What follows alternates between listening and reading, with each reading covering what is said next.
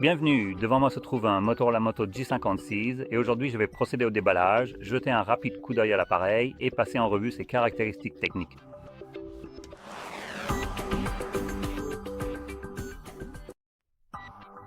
Alors, allons-y directement. Il y a 2 scellés à découper. Et 2. Voilà. Très bien. Oh non, c'est un Motorola qui n'a pas cette sensation agréable. D'accord. Donc, dès le départ, nous avons notre téléphone déjà avec une coque placée sous le téléphone. Quelque chose que Motorola fait parfois.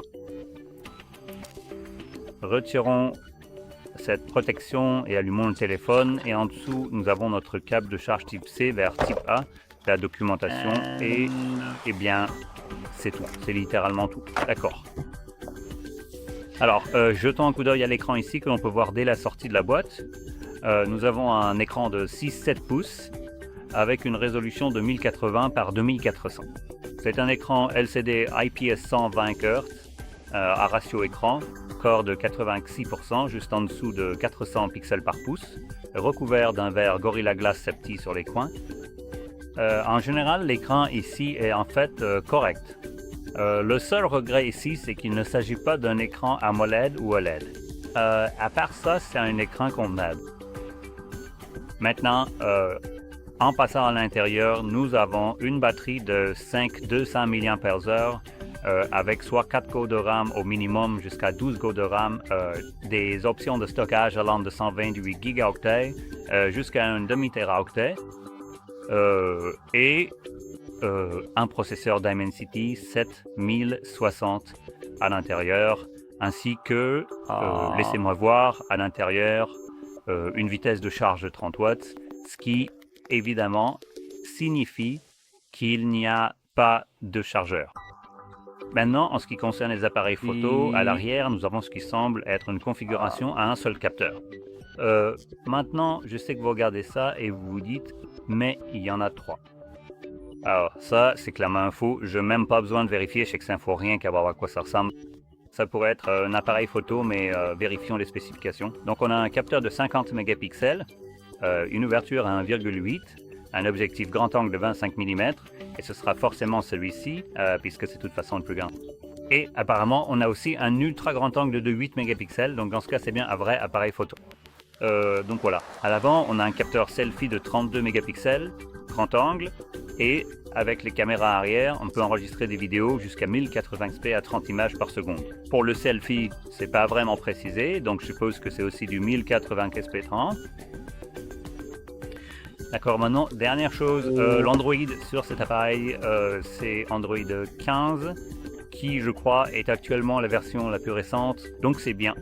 Il n'est pas vraiment précisé combien d'années de support il y aura à l'avenir, donc je suppose que ce sera le standard, comme 2 ou 3 ans, comme d'habitude. À part cela, il n'y a pas grand chose d'autre de vraiment significatif à dire sur cet appareil. C'est juste un simple Motorola et c'est à peu près tout ce qu'il y a à en dire. La dernière chose importante que je vais mentionner, c'est le prix, et c'est là que ce genre de téléphone mobile devient vraiment discutable comme choix judicieux à considérer et à acheter. Donc, il est proposé à environ 250 €. Maintenant, la raison principale pour laquelle ce choix devient très discutable, c'est parce qu'un fou furieux appelé Nothing, enfin c'est le nom de la marque du moins, a décidé de fabriquer ces téléphones CMF. Ils en ont maintenant sorti un deuxième, et la raison pour laquelle ce téléphone n'en vaut tout simplement pas la peine, c'est parce que le téléphone CMF existe, et littéralement, jusqu'à presque les modèles haut de gamme, il n'y a rien qui vaille votre argent à part le téléphone CMF. C'est aussi simple que ça. Le rapport qualité-prix qu'ils proposent est tout simplement incroyable. On peut même se demander s'ils font réellement du profit. Je suppose que oui, mais si c'est le cas, cela signifie que toutes les autres marques vous arnaquent complètement, jusqu'au bout, par derrière. Donc ceci, comparé au téléphone CMF, ne vaut pas 250 $. Et c'est juste pour vous donner une comparaison de ce dont on parle ici. Donc le CNF Phone 2 Pro. Nous avons de meilleurs appareils photo, double capteur 50 mégapixels, grand angle et téléobjectif, plus un ultra grand angle 8 mégapixels. Ils enregistrent jusqu'en 4K à 30 images, seconde et au ralenti jusqu'à 120 images secondes en 1080p. Ce téléphone ne le prend pas en charge, limité à 1080p 60 images secondes. Le CMF peut faire de la 4K, selfie 16 mégapixels en 1080p à 30 images secondes. Nous avons 8 Go de RAM avec jusqu'à 256 Go de stockage avec stockage extensible. Donc ça c'est appréciable.